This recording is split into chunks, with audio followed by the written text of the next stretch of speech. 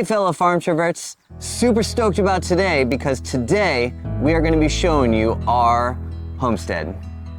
So the plan is to show you around and let you see everything, the good and the bad, and we didn't weed ahead of time and prettify it up. We just wanted to show you this is how it really looks, and just be vulnerable and honest about it.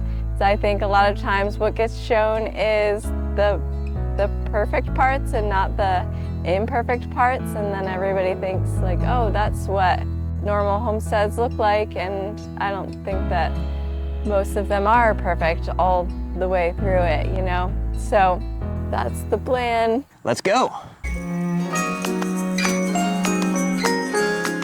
Well, this is where it all began. Well, not really, because we were trying our best to homestead in the city and do what you can. There's a lot you can do in the city, but this out here is where the dream really came alive. Yeah, we were dreaming about moving out on some land and some property for years and years, and sometimes it seemed like it would never happen, but it finally did. We had to save up a lot. We had to buy a total fixer-upper, but it ended up being our dream property because what we wanted was, we said around 40 acres and we have 35, and we wanted it half open and half wooded with some kind of water, which we got a creek. And so we pretty much got everything we wanted. It was amazing. I'm not sure that you could have picked a better spot, especially for just the kids and all of the different spaces that we have available to us for animals and places to plant fruit bushes and fruit trees and the whole thing. It really worked out. It was very, very cool the way it worked out. So if I'm being honest, and I always am, witness. I don't absolutely love our house. It's a 1950s brick rambler. It's not really my style, but we completely fell in love with the land. We walked around and saw the barns, and they were amazing, and the land. I think that happens a lot when you're shopping around for a homestead. It's hard to get everything on your dream wish list, and sometimes you have to compromise somewhere. And for us, we compromised on the house, and I don't regret that at all. I think it worked out. I mean, we spend most of our time outside anyway. The kids spend most of their time outside. This is our super unfancy chicken coop. It isn't super pretty. It doesn't have chandeliers or wallpaper or anything like that. The building was an old outbuilding that was already here that we just sort of retrofitted for our chickens and for a while for our turkeys too. Yep, yeah, a lot of the walls were pretty rotten when we got here, but the structural supports were sound, so we ripped out the old walls and put in half-inch hardware cloth to get some more air in there and some light, and ripped out the ceiling that was all nasty, so now we have the exposed beams, so there's more headroom in there. So just mostly demo of all the old nasty that was in there, but I think it really turned out nice. The chickens love it. They roost on the rafters in there, and we get plenty of eggs. It's not awful to look at. It needs some paint, but we'll get to it. Someday. Yeah, it's on the list. It's on the list. That should be our motto. That's on the list. We had a lot of tires. People before us were just nice enough to leave us giant mountains of tires everywhere. Like at least 50, maybe pushing like 100. There was so many tires, and in multiple piles.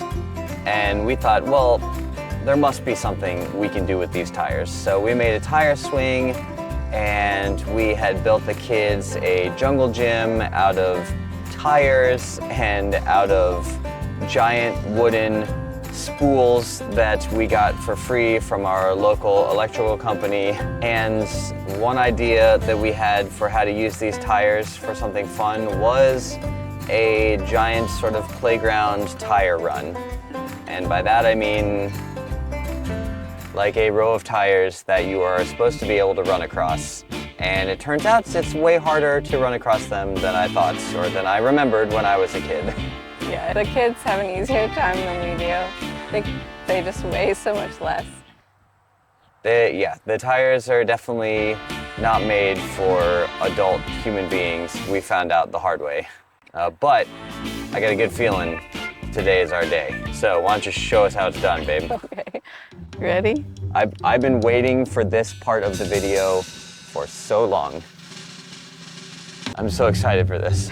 I'm so nervous. No, do it, come on, it's gonna be great. Okay. Oh, 4 out of 8. Well, that's, I think that's beatable.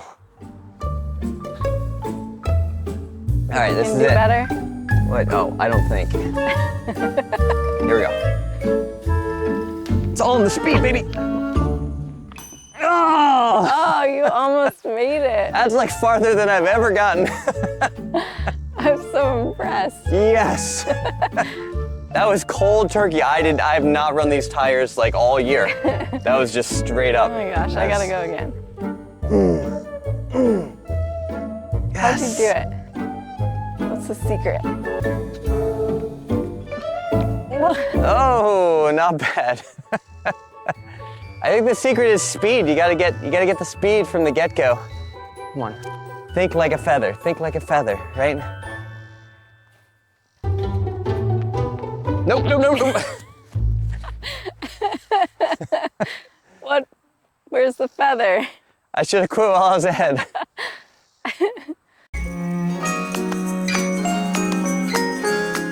This is our watermelon patch, which I am super excited about. Every year we do a ton of watermelon because we all love it, except for maybe you. I'm not. I will eat our watermelon. This was fun because I was like, I love watermelon. This is our space. We can do whatever we want. So if I want a giant space for watermelon, I can do that. This is literally the only spot in this entire planting area that we could have wedged ourselves into to do this. It's very fun, and the watermelons are getting pretty big. There's quite a few of them this year. Yeah. Later on in the summer, we usually get enough to eat one a day, which is so exciting. Oh man, the kids will come out and you'll see them just jumping from watermelon to watermelon, just tapping them. And they've gotten pretty good at picking out ripe ones. So right behind us, you can see there's a whole row of sunflowers. And we actually, when they are ready, will cut the heads off and hang them and dry them and get seed for that direction. We have a whole row of corn. So that's super fun. We have not been as successful with the corn as we are with the watermelon, but I feel like every year we get a little bit better. Yes, last year the corn did well, the popcorn did not. I mean, it grew, but then when we tried to pop it, it just failed. Yeah, so we also have potatoes in here and sweet potatoes behind us. Yep, those are super fun to dig out. It's maybe the funnest thing to do with the kids is picking berries from our berry bushes and digging up potatoes. It's always a family activity. Yeah, it's like Christmas. But potatoes. Yeah. It's like Christmas if all you got was potatoes. Sounds good to me. Well, I guess we know what we're getting for Christmas this year. Okay, no. That's not what I meant. Big stocking full of potatoes.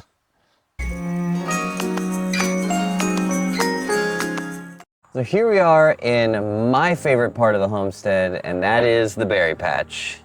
I love it here so much because I love all different kinds of berries, and thanks to you being extremely like go-getter, we have so many different kinds of berries growing here. Yeah, we have blackberries, blueberries, raspberries, honeyberries, gooseberries, elderberries. Snozberries. No. Yes. A little bit of everything in various stages of growth. Definitely, I think the blackberries do the best, which I think we should have known because of the extreme prevalence of wild blackberries, annoyingly, that we have on our property. We have been fighting wild blackberries since we got here. Yeah, it's basically like if you don't mow, there's going to be a blackberry there. But I think that berries in general, any kind of perennials, are super good to add to your homestead, especially like as soon as you can, because the amount of fruit that they can produce is just so amazing, and it does take a little bit for them to get started. So the sooner you can get those in, the better. So every year we have added a few more things. We did not start out with this whole giant berry patch completely planted. I always look at the local plant sales and see if I can get some more native edible plants. This last year, I forgot to mention that we got service berries and some kind of cranberry that doesn't need to be in a bog. So we'll see how that tastes. Yep, when these plants start getting sold in the spring, it's always dangerous. Anytime you go to the grocery store or really anywhere, there's a chance that you will come back with a trunk full of fruit trees or berry bushes, and it's like, oh, these were 70% off, so look, I got 7 of them. Or I can't help myself. Plus, if like a couple die, then they need to be replaced. This is true, and with our luck, usually a couple of them die. Did you find another blueberry? Yeah. Unbelievable. Okay, I want one. Next, can I have the next one? They're my favorite. Okay, never mind. You can have them then. I'll just go eat another blackberry. Here's our garden. It is 40 by 50. It's fully fenced because our chickens free range. We have raised beds that we built out of any scrap wood that we could possibly find. And we have added the drip irrigation in here too, which is amazing. And we try to grow a little bit of everything. We gardened at our old house, and we had just an in-ground garden here before we built all these raised beds. We've done the square foot gardening, just a bunch of different things. And I definitely like the raised bed gardening if you can do it, because I just feel like the weeds are easier. It's just easier to manage the soil, easier to get to stuff. Just really like it. If you want to learn from our mistakes, we made a whole video on all the things that we did wrong with this garden and things that we would do better next time. We'll link it in the section below. We are growing a ton of stuff in here, some annuals and some perennials. My favorite though are the perennials because they're just so much less work. So we've got asparagus in here, and rhubarb, and blueberries are in here too, and horseradish and walking onions. And I just absolutely love those because they just come back every year and I don't really have to do anything. Yep, our rhubarb exploded last year. We had so much rhubarb, we did not know what to do. We had rhubarb coming out of everywhere. That sounds painful. Well, so I think we made rhubarb pie, we made strawberry rhubarb pie, we made rhubarb wine. I mean, we were scouring the internet for any recipe that had rhubarb. We ate so much. Yes, but that is sort of the goal, is to have an abundance of food and enough to eat fresh and to put away and eat all winter long. This is our hoop house, which I totally love and I am super proud of. I was able to use the money that I made selling soap to purchase this hoop house kit from Bootstrap Farmer, and it has just worked really well for us. Yep, it was not a small amount of work to put this thing up. A lot of time up on the ladder. Yeah, and I kind of made you work while you had COVID. I almost passed out 10 feet up on a ladder. I remember thinking to myself, I need to position my body in case I pass out so that I won't fall on my head. Okay, but you didn't like communicate any of that, and we didn't know you had COVID until after. In detail, listen, I'm not gonna be like, oh, I need a break, babe. This is not how I do. Yeah, I was so excited to plant stuff in it, and I had started all these like broccoli and cabbage and brassica stuff for the fall, and I really wanted to put it in there. And so I had all the seeds, we put them in, but we didn't have any walls yet, and so we just put this temporary plastic fence around, which fell down, and then the turkeys came in and they ate every last seedling. Decimated. And so that was what really motivated me to just want to get it all the way done. There was no sickness that would have stopped you from getting that done. Yeah. So don't judge me by the state of what it looks like in here, because it is just kind of wild, and I ran out of time, and the tomatoes need to be tied up, the peppers need to be weeded. We have somehow morning glories got in here, and they are insane, so we gotta get rid of them. But this is just another kind of reminder. We were talking in a different podcast episode about fighting the overwhelm and deciding that we would just let go of perfection, and so that's what I'm doing in here. I'm letting go of perfection, and This year. Yeah, and just I'm still getting a lot of food. Which is like the main goal. That's the important thing, and it just doesn't look the way that I wish that it did. Yeah. So we ended up doing 4 rows that run the length of our hoop house, 2 on the sides, and then 2 trellises in the middle, and we just used our normal T-post and used fence tighteners to attach hog panels all the way down to the T-posts, like a nice, cheap, easy way to get the trellises up and going, and stuff grows pretty tall. Another great thing in here is that when we put in drip irrigation to the garden, we also fished off of that hose line and ran drip irrigation in here. So now it's just a twist of the knob, and this stuff gets watered in here, which is huge because you don't get rain in here.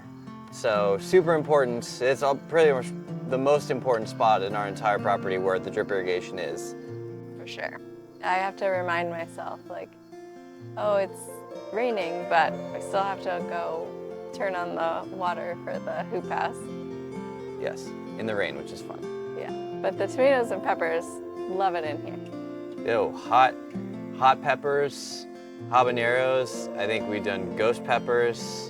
Last year, the turkeys somehow got in here and ate every single ghost pepper, which I didn't even know was possible, but I guess They can't feel the heat. Can't feel the heat, so I was like, I'm pretty sure a human being would have like immediately died. Yeah.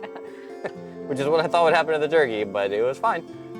Yeah, peppers grow real hot in here because it gets really hot in here. I think in the heat of the summer, even though we have sides that roll up that has mesh to bring as much air as possible in here in the summer, it still gets up to 120, 125 degrees, or maybe even more in the summer. It's a little brutal. You can't stay in here that long in the middle of the day in the summer. This eyesore of an area is going to be a future garden space, because I wish that I had made my garden a little bit bigger. So eventually we'd like to expand into this space, but we're not quite ready for that yet. So for now, we're just kind of throwing all the cardboard boxes we get in here. There's weeds that we need to cut down, but it's just sort of a work in progress, and hopefully someday we'll be able to plant here.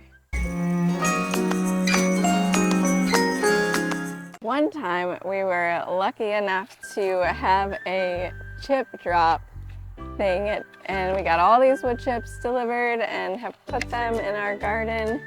Trying to put that on me. No. And this is what we have left that the kids like to play. Kids like to play. Yeah, this is something you can sign up for just with your local, I don't know. Just a website. Your local website. And I think we signed up a couple years ago, but it took like a long time. Yeah. And then just randomly you got a phone call. It was like, hey, you still want wood chips? And we're like, yeah. Yep, I was so excited. Yes, and we are still, this is all that's left, but it was like for at least 4 times this big. I mean, it was a huge dump truck load full. It was awesome. So this is one of 3 piles of wood that we have currently going on.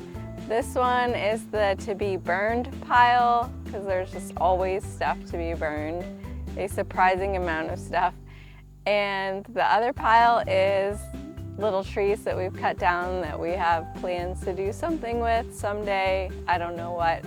And the third pile is our scrap wood pile, which we like to make a lot of stuff out of our scrap wood just to save money. And so we kind of always have that pile to pull from whenever we have a project. I think that's just sort of a normal thing to have around the homestead, is just piles of wood stuff. You don't always see it, but it's there.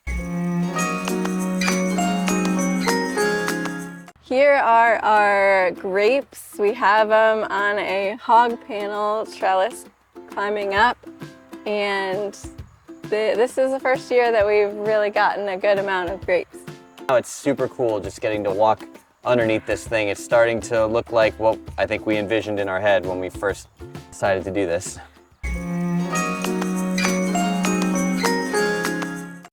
So here we are in one of the very first things that we did on the homestead, and that is the plum orchard. Yes, these are the very first trees that we ever planted, and except that we also planted pears next to them. The pears all died, which ended up being good because we did not space them correctly. Yep, I'm not sure the pears were ever alive. Yeah, they came as dead sticks, basically. Yep, but you can, I mean, they were, I don't know if you can see, there's 2 trees behind us. There would have been a pear tree in between these 2 trees, and yeah, that would have been tragic. Yeah, but these are a native plum tree. They're called Chickasaw plum. They are sour. They're not so good to just eat, but we've made jams and jellies and barbecue sauce and Asian plum sauce and plum wine. We've done all kinds of stuff with them. They've worked out pretty well for us. We have intentionally kept these trees little. We want them to be about 7, maybe 8 feet tall at the most, and that way we can reach everything to harvest or to prune or to get the bugs off, and just to keep it more manageable. Yep, and we just finished doing our summer prune on these trees, so they are looking great. If you want more information on why we do small trees and how we prune them and just the way we go about doing our orchard, we'll leave a link to that video below. This was probably the best investment that we have ever made on the farm, because we got these from our state Department of Forestry, and I think when we got them, they were, because they're native to our state, they were, what, $2 a tree? It was nuts. Like, it was plums. Right, but yeah, I don't think we've ever found anything remotely that cheap when we were looking around for maybe like a packet of watermelon seeds. Even that is like more than $2 a packet, so it was crazy that they were running these things. I guess they're trying to repopulate the state with native trees and shrubs and all the rest, because this was not the only one. The pears were native to our state too, but apparently not our part of the state. What? Because they died. Oh. No, too many steps there. Gotcha. So definitely check out your Department of Forestry or the local plant groups because you can get amazing deals, and they, at least in our experience, they've all done really well because they're used to growing in this environment. Yep, except for the pears. Yeah.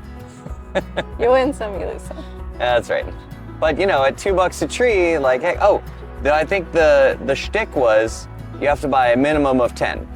So, if you're gonna go that route, make sure you really like what you are buying. Yeah, or go ahead. I was gonna say, or go in with a friend. Like we've given a bunch of trees away, so we didn't have all 10 here. Yes, yeah, that would be too much plum jelly.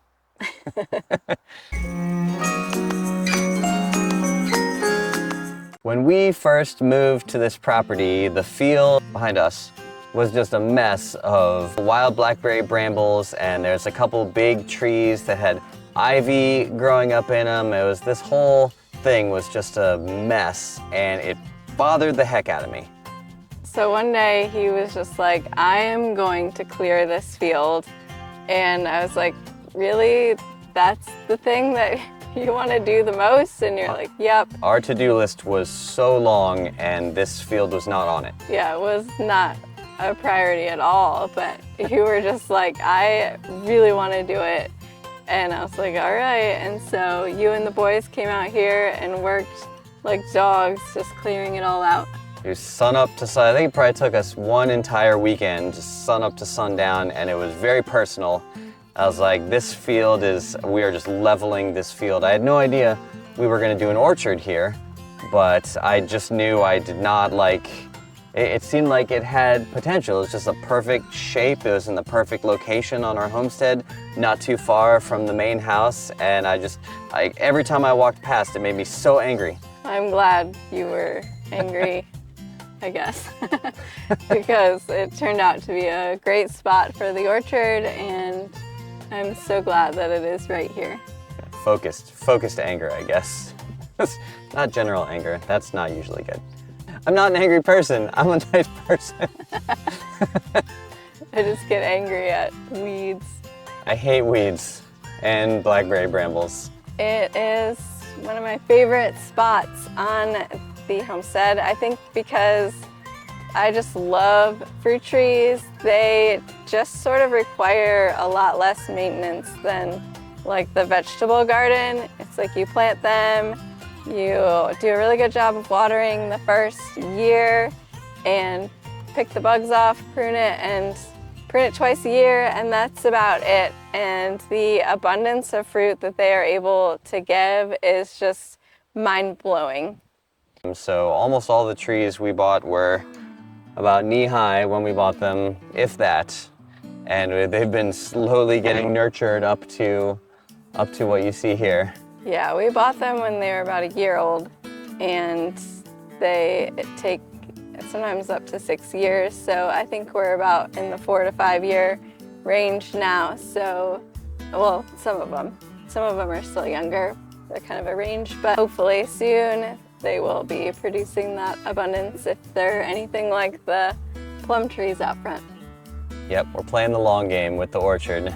So it reminds me of my grandma who passed, and she left us a little bit of money, and we used it to buy the fruit trees here. And so eventually I want a sign that says Mama's Orchard. Aw, there we go. Very cool. We also have a number of pigs and a couple goats.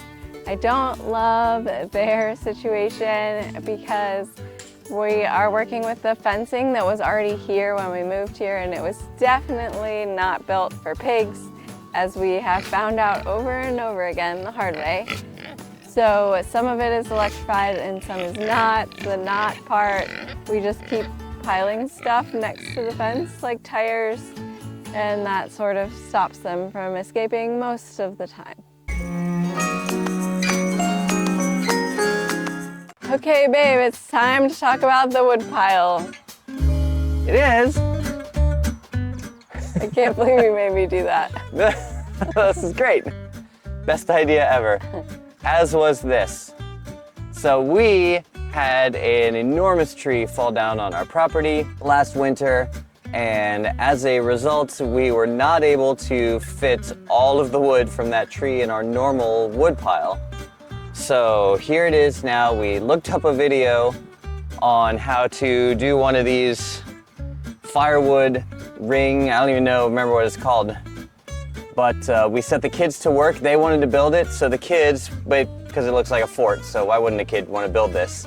So they built this whole fire ring, and then we've been filling it up steadily as we chop over and over and over again to try to get the rest of this tree all chopped up. It was a huge tree. It took us many, many weeks to chainsaw and chop all that wood. We have a wood stove inside that we installed, and it is definitely on my top 3 things that we've ever bought for the homestead. I absolutely love it because I am not a winter person. I get cold super easily, but the wood stove makes me like winter a little bit. And it came in super handy. There's a winter or two ago, we lost power for something. Everybody in the area lost power in the middle of this huge winter snowstorm for like a week, at least 4 or 5 days.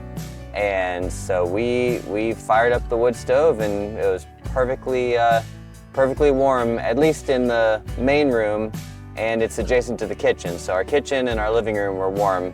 The bedrooms were still very cold. We dragged mattresses out and slept in the living room. Yeah, we had a giant sleepover, family sleepover. Yep, part of sleepover was less. Eventually everybody fell asleep. Yeah, light on the sleep. Yes, heavy on the over. I don't know.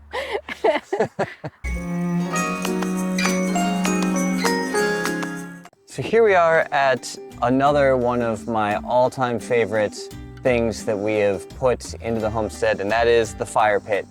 It was just, I think maybe like 30 or 20 of these little bricks and a bag of sand and a little masonry glue, and this whole thing just came together, and I love it. We pull some chairs out, drag some benches out, and we have fires, and there's a lot of stuff to burn on the homestead. So we love having a fire pit. The kids love it. So this one's one of my favorite, and it was not expensive at all. Like, I would highly recommend doing this, even if you're in the city and you're able to do something like this. Totally recommend it. Well, we've arrived at our next stop in the homestead tour, and if it looks like we are sitting in front of somebody else's house, you are half right. Yeah, one of the super cool things about our homestead is that it came with this second house on the property. It's a super old, historic farmhouse, we think built in 1910, and I just loved it from the start. It's full of character. Yes, it was full of character, and when we first got here, it was also full of a ton of repairs that needed to happen, like a ton. Yeah, that's true. We had a friend who needed somewhere to stay, and she asked us, how long do you think it'll take to fix it up, to get it livable? And I was like, oh, I think maybe just a couple months, because to me it seemed like some people had said we should probably just tear it down, but I thought that it was mostly just cosmetic stuff because there was like graffiti on the walls and just peeling paint and that kind of thing. Yep, and unfortunately there was also a leaky roof and pipes that had burst under the house and a pressure tank for the well that didn't work anymore, and so a couple months quickly or slowly turned into 24 months it took us to fix this whole thing up and make it livable. Yeah, that still makes me kind of chuckle to myself, just how much I misjudged how long it would take us, because it was a solid 2 years of working all the time. We'd come over here at night when the kids were sleeping and work on stuff. It turned out everything we would uncover just needed more stuff, and then we'd uncover more and it needed more repairs, and it just was a big snowball. It was an avalanche of YouTube videos and learning how to repair things and using tools that I had had since our wedding that I'd never really even needed to use, and getting new tools. But coming through the other side, it was so worth it. We love it over here. It is so peaceful. It's pretty far detached from the main house, so far that you can't even see one house from the other. And it's just, I feel like we would love to just spend half of our time or more just over here hanging out. If friends or family need a place to stay or they come visit, then they can stay here, and it's nice because our main house is pretty small. We don't really have a lot of extra room for guests, so it's nice for them to have a space, but I really love it over here. I would not mind at all if someday, once our kids are grown, we moved over here. I also just wanted to add that we have been on our property for, it'll be 8 years in November. We have not accomplished as much as I would have liked to have accomplished in that time, but we did. We fixed up that house for 2 years.